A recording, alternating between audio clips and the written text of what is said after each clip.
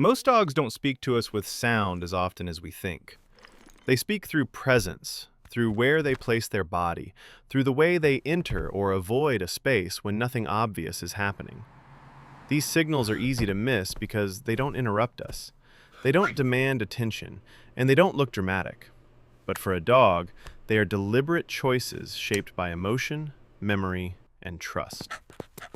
When a dog adjusts their position, waits quietly, or looks away at a certain moment, it isn't random behavior.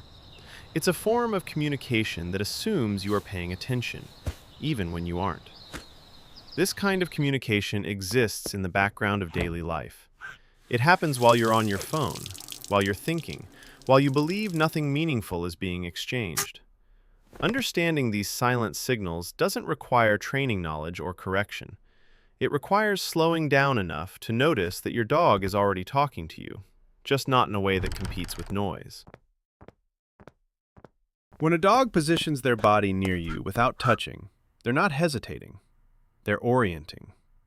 This is one of the quietest ways dogs regulate their sense of safety, by aligning themselves with someone they trust while still leaving space to retreat. Many people read this as indifference, but for a dog, choosing an angle, a distance, and a direction is an emotional calculation. It answers a simple question: am I safe enough to stay and free enough to move? This kind of communication doesn't ask for a response. It observes instead. The dog watches how you breathe, how you shift, whether your presence feels predictable. What looks like passivity is often self-control. The dog is saying, without sound, "I'm here, but I'm also listening to the room." It's easy to miss because nothing is demanded. Yet this silent orientation is one of the earliest forms of trust, where closeness is chosen, not enforced. When a dog looks at you briefly and then looks away, it's rarely about asking for something. It's a way of checking emotional temperature, then regulating themselves so the connection doesn't become overwhelming. Sustained eye contact can feel intense for dogs, so they use short glances instead, like tapping a shoulder and stepping back. The message isn't "notice me," but "are we still okay right now?"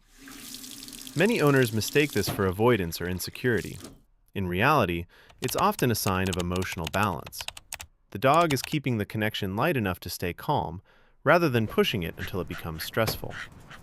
There's a quiet maturity in this behavior. The dog knows how much connection they can handle in that moment, and they choose not to exceed it. In those quick exchanges of looking and releasing, the dog is practicing trust without pressure, closeness without demand. When a dog follows you from room to room but never makes contact, it's not indecision. It's attachment expressed through motion rather than closeness. The dog is choosing to stay within your orbit without collapsing the space between you.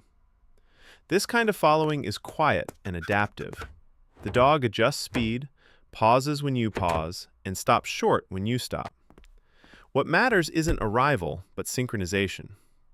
Some people interpret this as neediness, but often it's the opposite. The dog isn't seeking reassurance through touch. They're maintaining emotional alignment while preserving independence. There's a subtle trust here. The dog believes you won't disappear, so they don't need to hold on. They follow because they want to, not because they're afraid to be alone. In these silent movements, attachment becomes a shared rhythm, not a demand for closeness, but a willingness to move together. When a dog chooses to lie a few steps away instead of right beside you, it isn't rejection. It's a preference shaped by comfort, temperature, emotion, and trust. Distance, for dogs, can be a form of calm rather than separation. Closeness requires regulation. Being right next to someone means sharing breath, movement, and tension. Some dogs step back not because they feel less connected, but because they feel secure enough to relax on their own. Humans often equate love with proximity. Dogs don't always make that equation. Sometimes, choosing space is how they protect a peaceful state without breaking connection. There's a quiet confidence in this behavior. The dog isn't monitoring you closely. They aren't worried about being left. They are simply settled. In that chosen distance, the message is subtle but clear. I trust the bond enough not to test. When a dog becomes very still around you, it isn't because nothing is happening. Stillness is often the moment a dog is listening most closely, not with ears alone, but with their entire body. Movement is easy to notice. Stillness requires interpretation. A dog that pauses, freezes lightly, or settles without shifting is often gathering information about mood, safety, and expectation. Many people assume a calm dog is disengaged, but often, stillness is an active state. The dog is tracking your breathing, your tone, your pacing, deciding whether the environment will remain predictable. This kind of listening doesn't seek interaction, it creates space.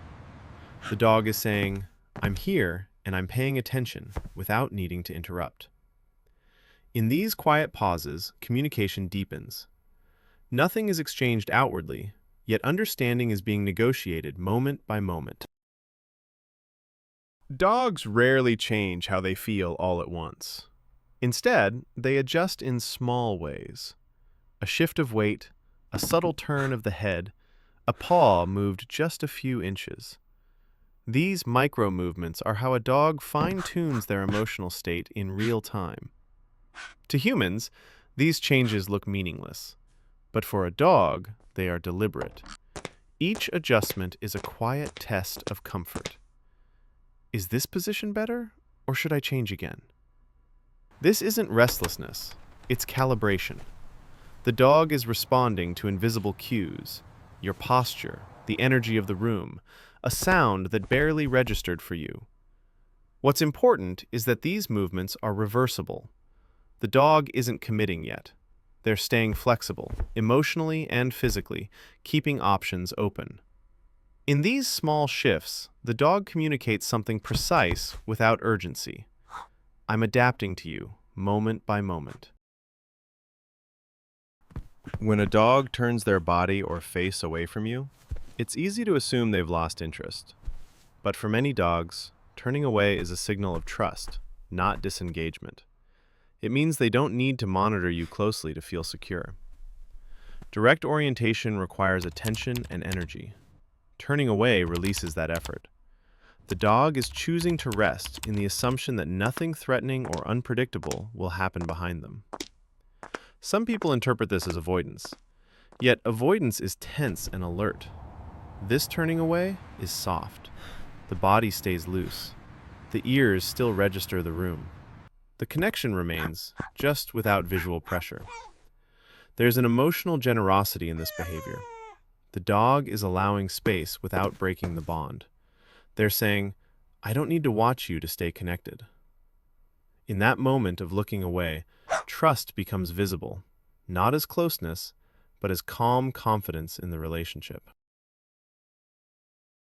When a dog waits without pacing, whining, or staring, that waiting is not empty. It's a psychological state built on expectation and trust. The dog is holding a future moment in mind without needing to rush toward it. This kind of waiting is calm but alert. The body stays relaxed yet ready. The dog isn't unsure. They are allowing time to unfold, believing the situation will resolve on its own. Many humans confuse this with passivity. In reality, it's emotional confidence. The dog is saying, "I don't need to push. I know what comes next." Placement in space as a reflection of social awareness. Where a dog chooses to position themselves in a room is rarely accidental. Space, for dogs, carries social meaning.